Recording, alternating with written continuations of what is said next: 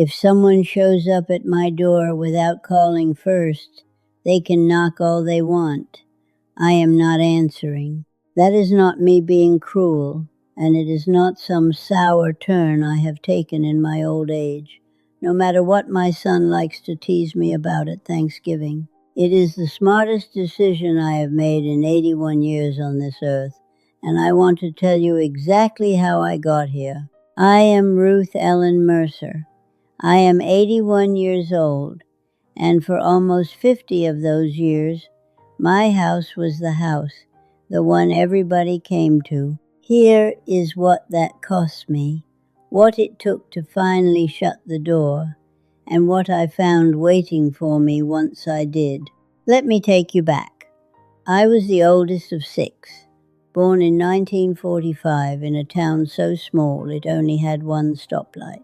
My father ran the hardware store on Main Street, and my mother ran everything else, 6 kids, a garden, a church choir, and a kitchen that never seemed to stop producing food for whoever wandered through. She used to say an empty chair at the table was an insult to the Lord. I grew up believing that too. I believed it with my whole chest. Before I ever had a house of my own, I was already the one setting extra places at my mother's table.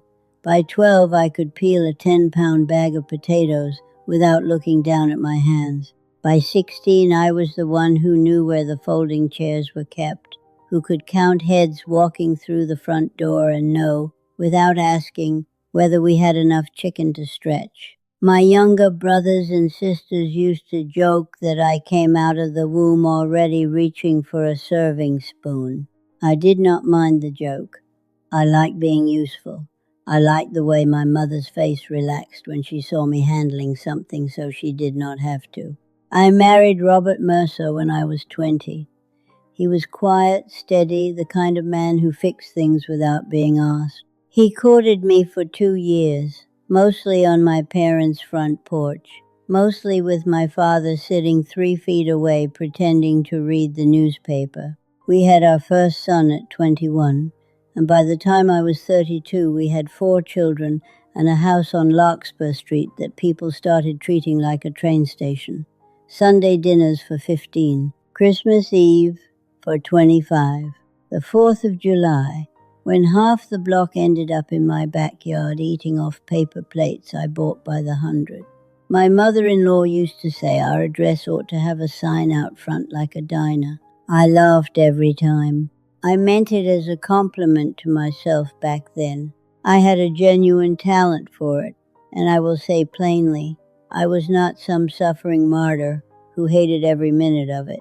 I could stretch 1 pot roast and a pan of dinner rolls to feed 12 people and make every single one of them feel like they were the reason I had cooked. I kept a blue mixing bowl on the counter that never fully dried out from one gathering to the next. I learned to read a room the way other women read books. I learned to smile with my feet aching. I learned to say, of course, come on in, before I had even finished thinking about whether I had it in me that day. People called me the glue. They called me warm, generous, the heart of the family.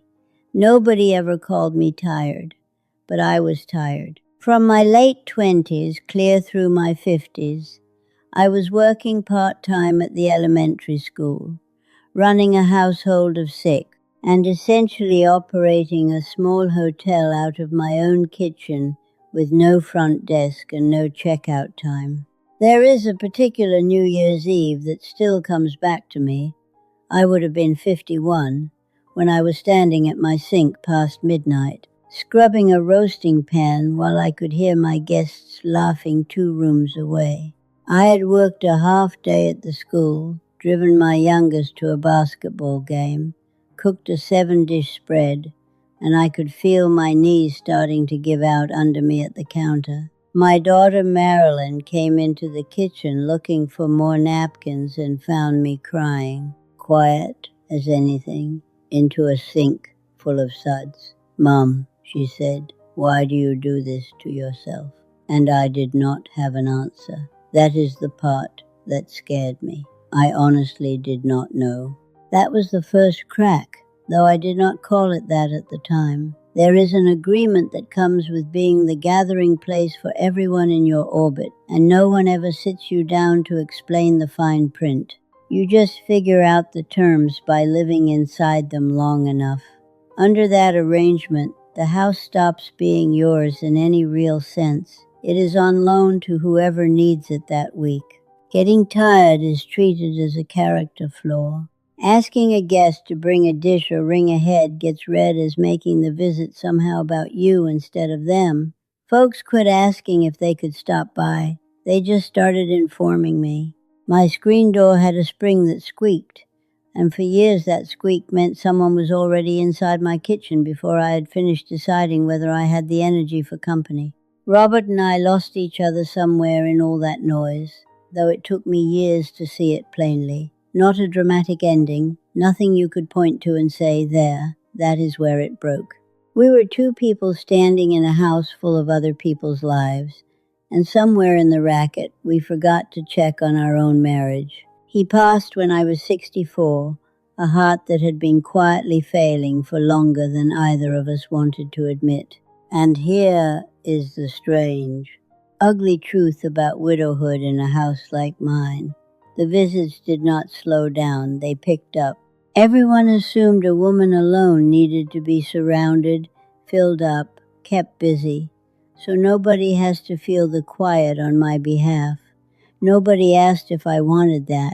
They just kept coming, and I kept opening the door, because I did not yet know how to do anything else. There was a woman named Carol Ann Betters who I had known since we were both new mothers, pushing strollers on the same block.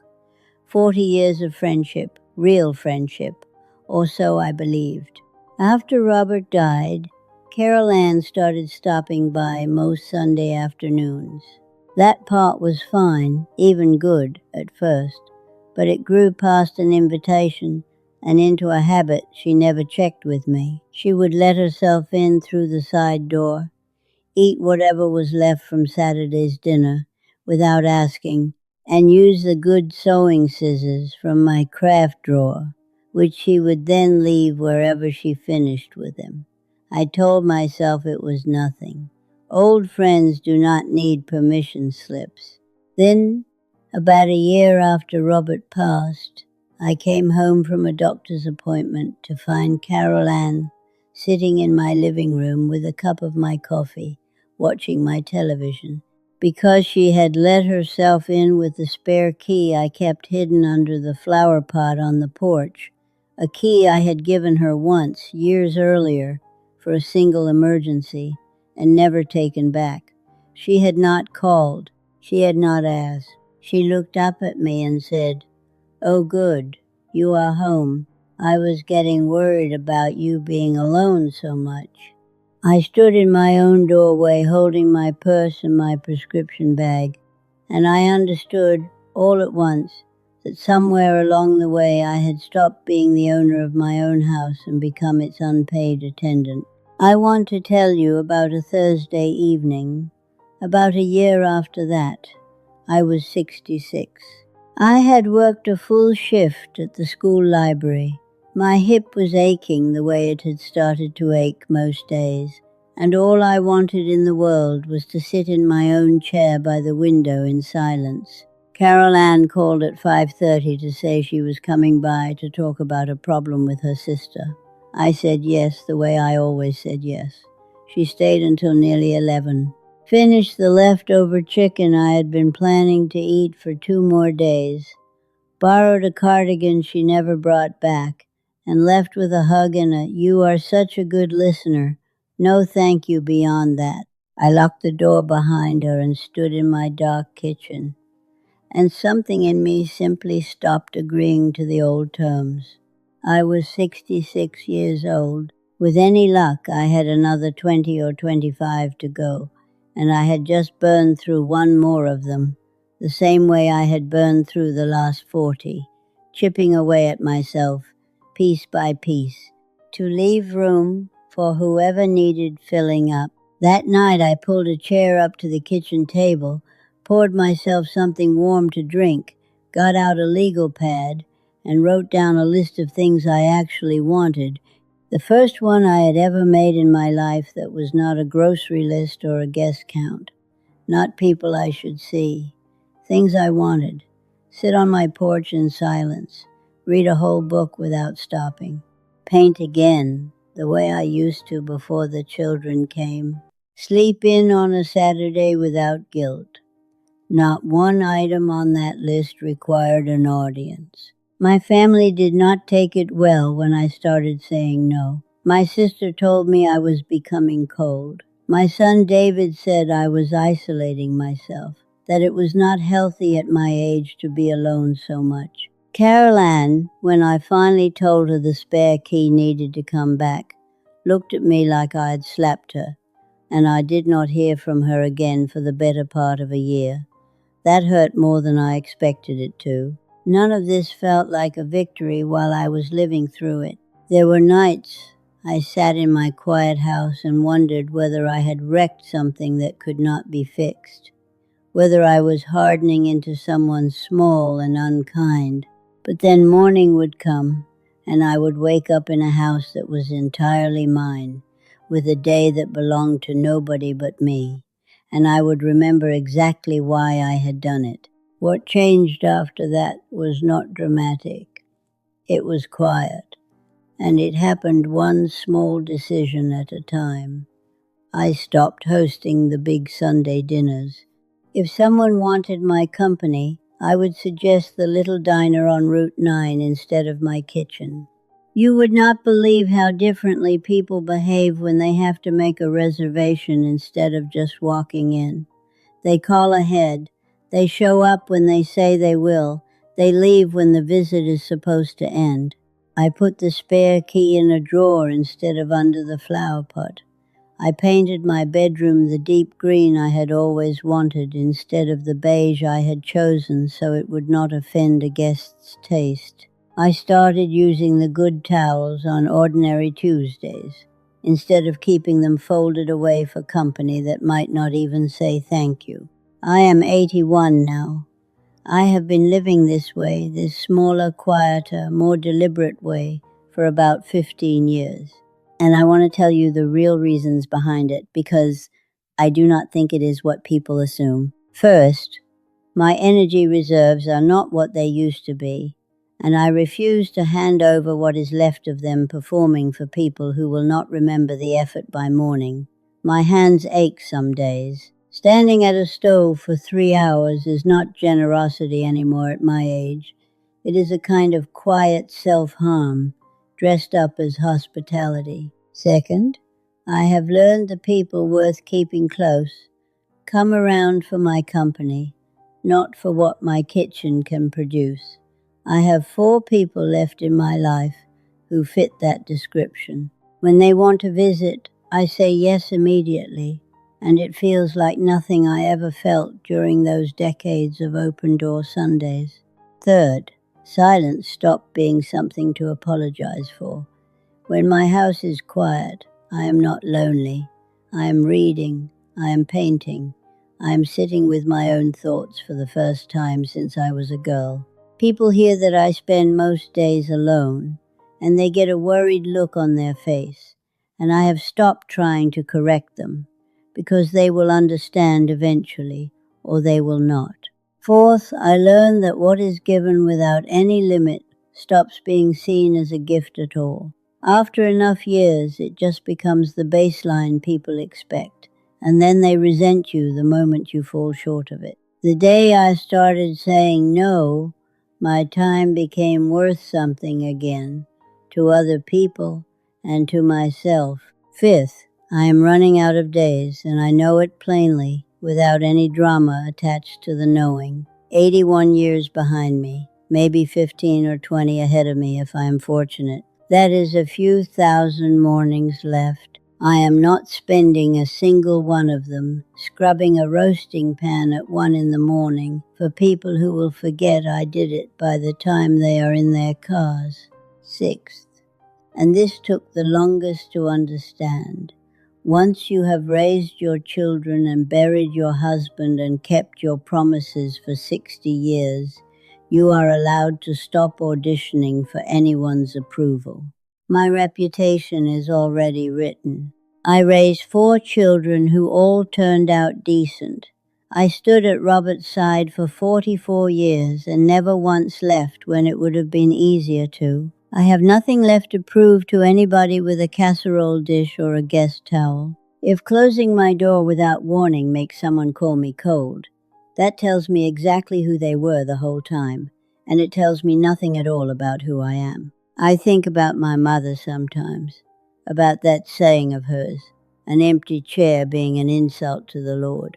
I do not believe that anymore, and I do not think she would have kept believing it either if she had lived long enough to sit in a quiet room and realize the quiet was not punishment.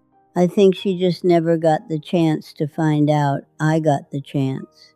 I took it late, but I took it. I will not pretend this peace came cheap. I grieved the version of myself who thought being needed and being loved were the same thing. I grieved friendships that turned out to run in one direction only, mine toward them. I had to sit with the fact that some people who called me their dearest friend for decades had never once asked how I was doing without following it with a request. That is a hard thing to learn about people you love. It is a harder thing to learn about yourself that you let it go on so long. Because the alternative, being ordinary, being someone with nothing to offer but her own company, frightened you more than exhaustion ever did. There were nights I questioned every bit of it. I would sit in my quiet living room with the television off and wonder if David was right, if I really was isolating myself into something smaller and sadder than the life I used to have. I called my daughter Marilyn more than once during that first year, just to hear another voice in the house. And I want to be honest that some of those calls were not really about catching up. Some of them were me checking whether I still knew how to be alone without it turning into loneliness. It took time to learn the difference, but I woke up morning after morning in my own house, on my own schedule, with my own hours stretched out ahead of me belonging to nobody but me, and every single time I chose this again. If you are the one everybody calls the strong one, the one whose door nobody thinks to knock on before walking through, I want you to hear this clearly. You are allowed to close it. You are allowed to keep the spare key in a drawer. Loving people and being available to them every hour of every day are not the same promise, and you never actually signed the second one. Somebody just let you believe you had. If this sounds like your house, your Sunday table, your own version of Carol Ann and the flowerpot key, tell me about it in the comments. I read every one of them, and if you are not there yet but you can feel yourself getting tired the way I got tired, subscribe, because I have got more of this life to tell you about, and I think you will want to hear it.